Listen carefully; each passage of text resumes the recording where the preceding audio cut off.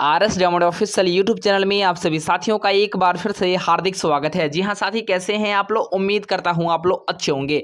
साथियों, आज का वीडियो आपके लिए बहुत ही महत्वपूर्ण है, चूंकि साथी आज मैं आपके सामने शेयर करने वाला हूं कि आखिर बिहार शिक्षक बहाली में क्या योग्यता होने वाली, यानी कौन कौन से अभ्यर्थी बिहार शिक्षक बहाली 7वें चरण में अप्लाई कर सकता है। साथ में सबसे बड़ा सवाल है कि आखिर सीटेट और बीटेट में कितने अंक चाहिए ताकि आपका सिलेक्शन हो जाएगा, यानी आप योग्य हैं। इसके ऊपर साथ ही बात करेंगे। साथ में सबसे बड़ा सवाल यह है क्या दूसरे राज्य से जो शिक्षक अभ्यर्थी हैं, दूसरे राज्य से जो भी शिक्षक अभ्यर्थी अगर ट्रेनिंग किए हैं या वहां का एकेडमिक एजुकेशन अगर प्राप्त किया है तो क्या वो एलिजिबल है बिहार शिक्षक बहाली में, इसके ऊपर भी साथ ही बात करेंगे। साथ में सबसे महत्वपूर्ण बात साथी कि आखिर शिक्षक बहाली की प्रक्रिया बिहार में इस बार किस प्रकार की होने वाली है और सीटेट बीटेट में कितने अंक आपके चाहिए ताकि आप एलिजिबल माने जाएंगे। सबसे बड़ा सवाल साथी यह भी है कि आखिर 7वें चरण की शिक्षक बहाली प्रक्रिया किस प्रकार से होगा, किस प्रकार से सिलेक्शन होगा, सारे प्रोसेस भी साथी आज मैं आपको इस वीडियो में बात करने वाला हूं।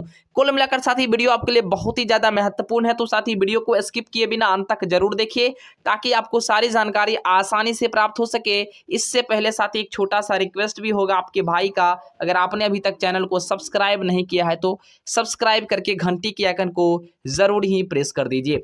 जी हाँ साथी, जैसा कि आप लोग को स्क्रीन पर दिख रहा होगा, शिक्षा विभाग द्वारा जो साथी अपडेट है वही चीजें मैं आपको बताऊंगा। सबसे पहले हम लोग बात कर लेते हैं कि आखिर बिहार शिक्षक बहाली में कौन कौन से अभ्यर्थी योग्य हैं और सीटेट बीटेट में कितने अंक चाहिए, तो साथी इसके ऊपर ही बात कर लेते हैं। सबसे पहले साथी जहां तक सीटेट और बीटेट की अगर बात कर ले तो सीटेट और बीटेट में जो भी अभ्यर्थी अगर क्वालिफाई हैं या क्वालिफाई नहीं भी है, उनके मन में सवाल उठ रहा है कि आखिर कितने नंबर मेरे होंगे ताकि मेरा सिलेक्शन हो जाएगा। तो साथी यह सवाल जो है सभी अभ्यर्थियों के कॉमन सवाल है। तो सबसे पहले साथी मैं यूआर कैटेगरी के ऊपर बात करता हूं। अगर कोई साथी अनरिजर्व कैटेगरी है, जी हाँ साथी, अगर अनरिजर्व कैटेगरी है और मेल है तो साथी 90 नंबर आपके होने चाहिए सीटेट में, तो ही आप एलिजिबल माने जाएंगे बिहार शिक्षक बहाली में फॉर्म डालने के लिए, फॉर्म फिलअप करने के लिए और सिलेक्शन पाने के लिए। सवाल आता है कि यू आर मेल के लिए 90 नंबर है तो यू आर फीमेल का कितना होगा, तो यू आर फीमेल के साथ ही जो बिहार में आरक्षण का प्रावधान है इसके तहत साथी अगर आपको 82 नंबर है तो बिल्कुल साथी आप एलिजिबल हैं। आपको कोई टेंशन लेने की बात नहीं है, घबराने की बात नहीं है। यू आर फीमेल वाले अभ्यर्थी को 82 नंबर चाहिए। अब सवाल आता है कि OBC, SC, ST, EBC, EWS तमाम जो कैटेगरी है उन सभी अभ्यर्थी को कितने नंबर चाहिए, तो साथी वैसे अगर खासकर सेंट्रल की बात करें तो ओबीसी एससी एसटी को 82 नंबर पर सीटेट में क्वालिफाई होता है। लेकिन अगर बिहार की बात करें तो ओबीसी को 82 नंबर ही चाहिए, लेकिन एससी एसटी वाले को अगर 75 नंबर भी है। जी हाँ साथी, अगर कोई साथी एससी एसटी से आते हैं और 75 नंबर भी अगर उनके हैं या 75 से ऊपर भी हैं तो बिल्कुल साथी आप योग्य हैं, कोई टेंशन लेने की बात नहीं, घबराने की बात बिल्कुल नहीं है। अब आइए साथी हम लोग पॉइंट पे आते हैं और सवाल को बिल्कुल देखते हैं और तमाम ऐसे महत्वपूर्ण चीज को साथी आज हम लोग जानने का प्रयास करते हैं। सबसे पहले साथी कि 7वें चरण में कौन कौन से अप्लाई अभ्यर्थी कर सकते हैं, यह बड़ा सवाल है और सभी अभ्यर्थी का यह सवाल कॉमन भी है। सबसे पहले मैं आपको बताना चाहूंगा कि इस बार 7वें चरण की जो शिक्षक बहाली की प्रक्रिया साथी शुरुआत होने वाली है वो प्रक्रिया कैसी रहेगी। इस बार आपकी प्रक्रिया जो है साथी ऑनलाइन तरीके से आपके आवेदन लिए जाएंगे। मतलब साफ है कि आपके आवेदन आपको साइबर कैफे पे जाकर के फॉर्म को फिल कर सकते हैं या स्वयं से आप खुद को भी यानी आप आसानी से फॉर्म को खुद से आप भर सकते हैं, कोई दिक्कत नहीं है। दूसरी बात यह है कि साथी इस बार जो है सेंट्रलाइज बहाली होगी। मतलब जैसे पहले 8000 नियोजन इकाइयां थी, लगभग में 8000 से अधिक नियोजन इकाइयां थी, तो प्रत्येक नियोजन इकाई में लोग जाकर के आवेदन करते थे, बहुत ज्यादा भागदौड़ होता था। लेकिन साथ इस बार ऐसा कुछ नहीं होने जा रहा। इन सभी नियोजन इकाइयों को रद्द कर दिया गया है बिहार सरकार शिक्षा विभाग के माध्यम से और 38 नियोजन इकाइयां को बनाई गई है। मतलब प्रत्येक जिला मुख्यालय का एक एक नियोजन इकाई होगा और उसी जिला मुख्यालय में ही आप आवेदन करेंगे। मैक्सिमम कितने नियोजन इकाई में आवेदन कर पाएंगे, मतलब कितने जिले में कर पाएंगे, वो आपको ऑलरेडी विज्ञापन में प्रदर्शित कर दी जाएगी।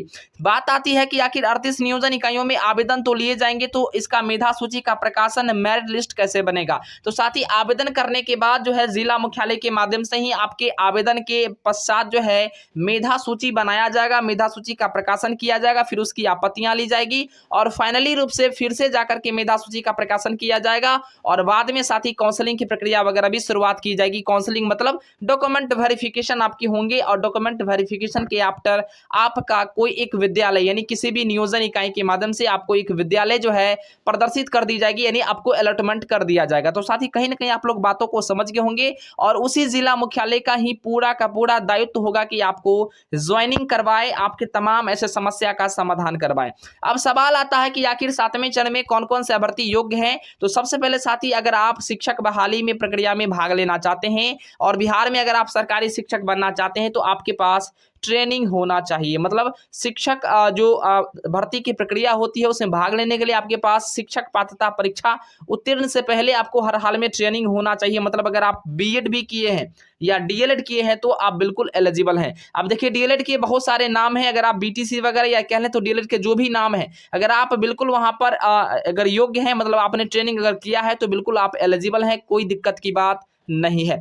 अब सवाल आता है कि आखिर इसमें भाग लेने के लिए बीएड या डीएलएड के अलावे क्या होना चाहिए। तो साथी, अगर आप बीएड भी किए हैं और डीएलएड भी किए हैं या कह ले तो कोई एक किए हैं तो भी चिंता करने की बात नहीं है। आपके पास या तो सीटेट पास होना चाहिए या बीटेट पास होना चाहिए 1 to 8 के शिक्षक बनने के लिए। यानी अगर पहली से लेकर के 8वीं तक की अगर आप शिक्षक बनना चाहते हैं तो आपके पास सीटेट या बीटेट की डिग्री होनी चाहिए। मतलब सीटेट या बीटेट आप क्वालिफाई होने चाहिए। अब सवाल आता है कि सीटेट वाले अभ्यर्थी और बीटेट वाले अभ्यर्थी क्या होता है। तो बीटेट खास करके ये बिहार सरकार द्वारा परीक्षा आयोजित की जाती थी और साथ ही सीटेट जो है केंद्र सरकार के द्वारा आयोजित किया जाता है। अब प्रश्न आता है कि क्या दूसरे राज्य के शिक्षक अभ्यर्थी आवेदन कर पाएंगे क्या। तो साथी, यह सवाल का महत्वपूर्ण सवाल है। तमाम ऐसे अभ्यर्थी हैं जो दूसरे राज्य से बिलोंग करते हैं। तो साथी मैं बता दूं, इस बार बिहार में मूल निवासी लगने यानी कह ले तो अस्थायी निवासी ही बिहार के आवेदन कर पाएंगे। इस प्रकार की पूरी खबर शिक्षा विभाग द्वारा दिया जा रहा, मतलब साफ है कि बिहार के जो प्रॉपर निवासी होंगे उन्हीं को आवेदन करने का मौका दिया जाएगा संभवतः। उसके बाद है कि सीटेट और बीटेट की वैधता क्या है। देखिए सवाल बड़ा है और महत्वपूर्ण सवाल है। तो सबसे पहले साथी, सीटेट या बीटेट की वैधता को आजीवन कर दिया गया वर्तमान समय में। अब सीटेट और बीटेट की वैधता यानी जो आपकी उसकी जो खासकर वैलिडिटी है वो बिल्कुल उसको आजीवन कर दिया गया। मतलब अगर आप एक बार सीटेट या बीटेट अगर आप क्वालिफाइड कर जाते हैं तो अब बिल्कुल तमाम ऐसे नियोजन की प्रक्रिया होगी जिसमें सभी में आप आसानी से पार्टिसिपेट कर पाएंगे। अब साथ ही बात आती है कि आखिर बीटेट कब हुआ था और सीटेट कब हुआ था। साथ ही सीटेट जो है खास करके प्रत्येक साल में 2 बार होने की संभावनाएं होती है, लेकिन कोरोना काल के माध्यम से अब साल में 1 बार ही हुआ करता है। लेकिन अगर बीटेट की बात कर ले तो बीटेट बिहार में 2011 में हुआ था और 2017 में हुआ था। इसमें जो भी अभ्यर्थी उत्तीर्ण होंगे बिल्कुल वो बिहार शिक्षक बहाली प्रक्रिया में भाग ले सकते हैं, आवेदन को आसानी से कर सकते हैं।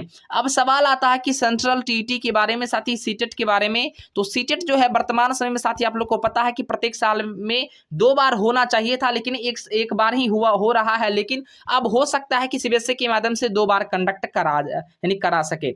ऐसे में सीटेट जो है केंद्र सरकार द्वारा आयोजित की जाती है। और सबसे महत्वपूर्ण बात है कि सीटेट 2021, सीटेट 2022, सीटेट 2023 जो भी अभ्यर्थी उत्तीर्ण है या सीटेट 2019 या 20 जो भी उत्तीर्ण है, सारे अभ्यर्थी इसमें आवेदन कर पाएंगे। किसी प्रकार की कोई दिक्कत की बात नहीं है, किसी प्रकार की कोई टेंशन की बात नहीं है। अगर आप पहले से भी सीटेट उत्तीर्ण है या वर्तमान समय में अगर आप सीटेट उत्तीर्ण किए हैं तो भी बिल्कुल आप एलिजिबल हैं। इसमें किसी प्रकार का कोई संदेहात्मक प्रश्न नहीं होना चाहिए। सवाल आता है उम्र सीमा को लेकर के, आखिर न्यूनतम उम्र सीमा कितनी होनी चाहिए। तो साथ ही न्यूनतम उम्र सीमा वैसे 18 वर्ष होना चाहिए था, लेकिन नियमावली में साथ ही इस बार जो एक नियमावली जो वायरल हुआ था उसमें 21 वर्ष की चर्चा थी। तो संभावना यह है कि इस बार 18 या 21 वर्ष रह सकता है, लेकिन फिलहाल अगर ज्यादा संभावना की बात करें तो 21 ईयर्स देने की प्रावधान इस बार चल रहा। लेकिन हो सके तो शिक्षा विभाग इसमें आंशिक संशोधन करके 18 वर्ष को भी न्यूनतम उम्र के रूप में जो है यहां पर प्रदर्शित किया जा सकता है। अब साथ ही सबसे बड़ा सवाल है कि आखिर दूसरे राज्य से जो भी अभ्यर्थी ट्रेनिंग किए हैं, यानी अगर आप एकेडमिक क्लास भी दूसरे राज्य से किए हैं तो क्या आप एलिजिबल हैं या नहीं है। तो साथ ही मैं आपको नीचे में यहाँ पर आपको नोट करके लिखा होगा, अगर आपने किसी भी राज्य से प्रशिक्षण लिया है, जी हाँ साथी, अगर आपने किसी भी राज्य से ट्रेनिंग लिया है, प्रशिक्षण लिया है तो आप बिल्कुल योग्य हैं, आपको किसी प्रकार की टेंशन करने की बात नहीं है। बिहार के मूल निवासी होने चाहिए। जी हाँ साथी, बिहार के अगर आप प्रॉपर निवासी हैं और किसी अन्य राज्य से अगर आपने एकेडमिक क्लास भी लिया है या अगर आपने प्रशिक्षण भी लिया है तो भी चिंता करने की बात नहीं है, बिल्कुल you are already eligible, no problem. Clear. तो साथी आप लोग बात को समझ गए होंगे कि इस बार बहाली का प्रक्रिया आपका ऑनलाइन होगा, सेंट्रलाइज आवेदन लिए जाएंगे, मेधा सूची का प्रकाशन जिला मुख्यालय के माध्यम से ही होगा। 8,000 से अधिक जो नियोजन इकाइयां थी उसको रद्द करके अब प्रत्येक जिला मुख्यालय में एक एक नियोजन इकाई को ही स्थापित किया जा रहा। मतलब पूरे बिहार में मात्र अब 38 नियोजन इकाइयां होगी और इन्हीं का पूरा दायित्व होगा कि शिक्षक बहाली प्रक्रिया का पूरा प्रोसेस कंप्लीट कराना। आशा करता हूं साथी आप लोग सारी बातों को समझ गए होंगे। सीटेट और बीटेट में कितने अंक चाहिए वो भी आप बात समझ गए होंगे। साथ में साथी सबसे बड़ा सवाल था कि आखिर सीटेट वाले अभ्यर्थी और बीटेट वाले अभ्यर्थी कौन कौन से आवेदन कर सकते हैं। तो साथी सीटेट में अगर आप दिसंबर 19 या 20 या 21 या 22 या 23 जो भी उत्तीर्ण है तो बिल्कुल आप एलिजिबल हैं, कोई चिंता करने की बात नहीं है। तमाम साथी को जुड़ने के लिए धन्यवाद। आप लोग वीडियो को लाइक कीजिए, शेयर कीजिए, सब्सक्राइब कीजिए ताकि आप लोग तक जो भी अपडेट वीडियो आए सबसे पहले आप तक जरूर ही पहुंच पाए। जय हिंद, वंदे मातरम।